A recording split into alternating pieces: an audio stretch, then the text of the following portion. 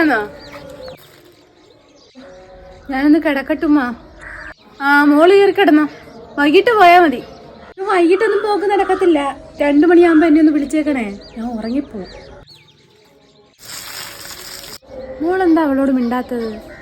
അവിടുത്തെ ജോലിയും പിള്ളേരുടെ കാര്യങ്ങളും എല്ലാം കഴിഞ്ഞ ഒരു ആശ്വാസത്തിനല്ലേ മോളെ അവളിങ്ങോട്ട് വരുന്നത്. അപ്പൊ ഇങ്ങനെ മുഖം വീർപ്പിച്ച് നിൽക്കുകയാണോ വേണ്ടത്?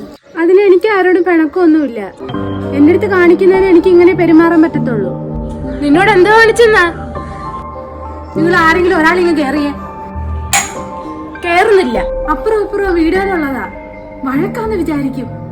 ഇവിടെ ഞാൻ എന്തോ കാണിച്ചെന്ന് പറഞ്ഞല്ലോ, അതറിയാതെ ഞാൻ ഇവിടുന്ന് കേറുന്നില്ല. മോളെ ചീപ്പുമ്മാവ് ഇരട്ടാക്കളെ വേണ്ട. നീ പറ. ചള്ളായില്ല നോക്കിയേ. വേണ്ടാന്ന്.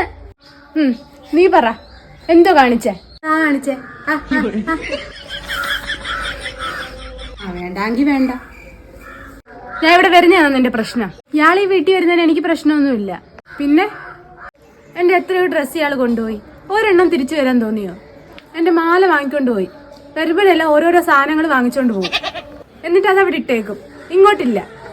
എല്ലാം പോട്ടെ, കഴിഞ്ഞ പ്രാവശ്യം ഇക്ക വന്നപ്പോ കൊണ്ടുവന്ന ആ ഹെഡ്ഫോൺ എങ്കിലും ഇങ്ങ് തിരിച്ചാ. അത് അന്ന് തന്നെ പിള്ളേര് 4 പീസാക്കി. 4 പീസാക്കി അതങ്ങ് സഹായിച്ച അവളെ കൊണ്ട്. ഉമ്മ അന്നൊരു 5 ലിറ്ററിന്റെ കുക്കർ തന്നു വിട്ടില്ലായിരുന്നോ? അതെവിടുന്ന് മേടിച്ചാ? അതാ അണ്ണാച്ചിയുടെ കയ്യിൽ നിന്ന് മേടിച്ച്. അതിന്റെ 7 ലിറ്ററിന്റെ ഉണ്ടായിരുന്നോ? എന്തിനാ?